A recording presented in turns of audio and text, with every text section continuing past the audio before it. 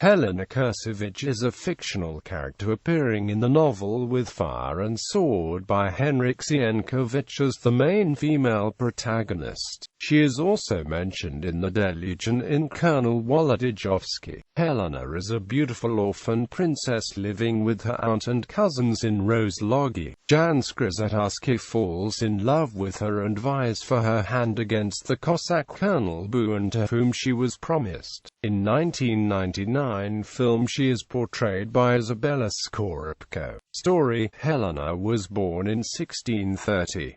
Her mother died in childbirth. Her father, Prince Wacław Kurcewicz Buliha, was the master of Rozłogi and served Prince Michał Wisniewski. In 1634, he was charged of treason and forced to leave the country. Since then nobody heard of him. He probably soon died. Few years later he was cleared of the charge. Helena was raised by her uncle, Constantine.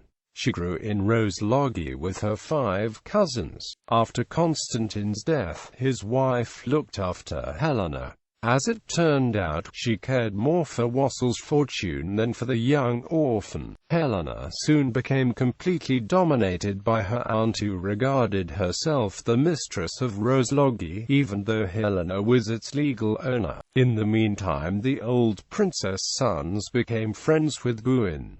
The young Cossack fell in love with Helena, but she didn't return his feelings. She was afraid of his cruelty and quick temper since he once killed a man in her presence. Bohun asked the Kurcewicz for Helena's hand in marriage, promising to waive the right to Helena's dowry. Driven by her greed, the widow accepted his proposal.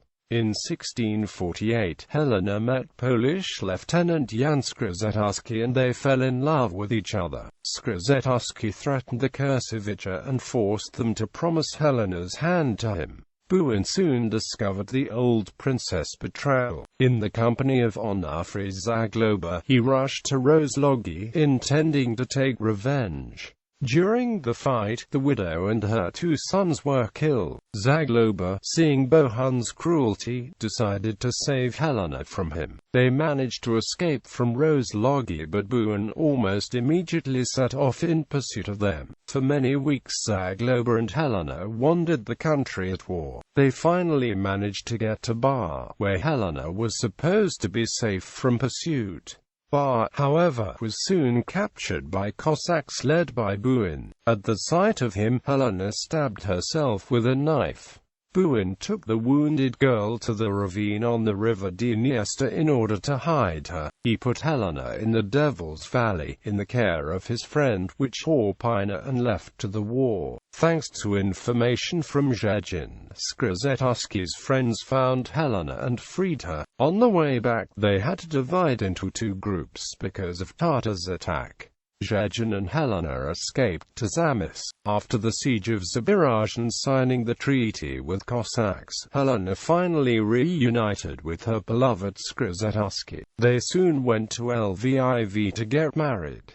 In next parts of the trilogy, Helena is mentioned sporadically. She is a happy wife and mother. She has 12 sons and in 1672, her first daughter was born. Description: Helena is described as an extraordinarily beautiful woman.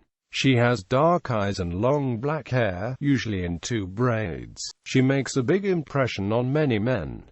She is loved by Bohun and Skrzetuski. Even Wolodyjowski becomes slightly infatuated with her. In The Deluge, she is well known for her beauty, enough to make Boguslaw Radziwiłł plan to abduct her. He was confused also because they looked upon him from under a marten skin hood, eyes such as he had never seen in his life, black, satin-like, liquid, full of life and fire, near which the eyes of Anusha Borzbogata would be as a tallow candle before a torch. Above those eyes dark velvety brows were defined in 2 delicate arches. Her blushing face bloomed like the most beautiful flower, and through her slightly opened lips of raspberry hue were seen teeth like pearls, and from under her hood flowed out rich dark tresses. While escaping from Bohun's pursuit, suit. She was forced to having her braids cut in order to disguise as a man. At the beginning of the novel, Helena is shy and dominated by her aunt. In spite of being surrounded by crude people since childhood, she is good-natured and sensitive.